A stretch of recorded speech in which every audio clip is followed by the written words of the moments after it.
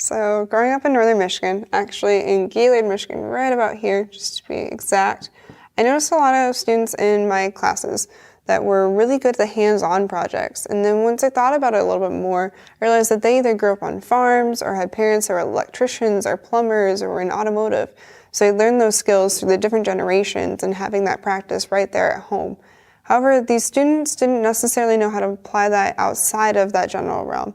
So when I'm talking about northern Michigan, I'm talking about kind of this finger region or above. So right here and a little bit north of that. If you notice or even know anything about Michigan, this is an area that is very low density population. You know, we have our farms and widespread areas. We're not like Detroit where we have a lot of people in one specific spot. But these students up here also have another trend going on. Those students don't necessarily go to college, and those students really don't go to STEM colleges, even though they have these skills that are highly applicable. And this is something I would really like to change. So when I thought about this, along with partners here at the university and people that I've talked to at home and even from other northern Michigan towns, we realized that the main thing that we could really talk about here is first we need to create an open line of communication. This is something we could work with different universities, even high school, counselors, to set up admission visits. I know that when I was in high school, we only had 2 different universities that were related to STEM come and visit. I frankly didn't know that universities were interested in students that liked microcontrollers or programming or web design, or somebody that wanted a student that loved math.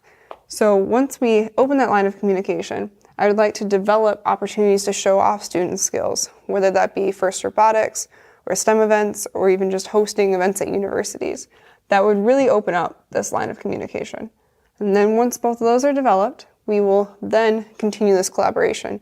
This can be something that's expounded upon from not just northern Michigan, but also other places within Michigan and even in the US and eventually the world.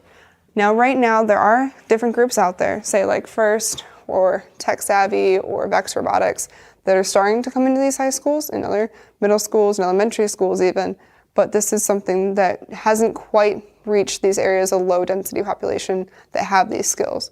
So once we can bridge this gap and create that merger, this will be a great opportunity across the world.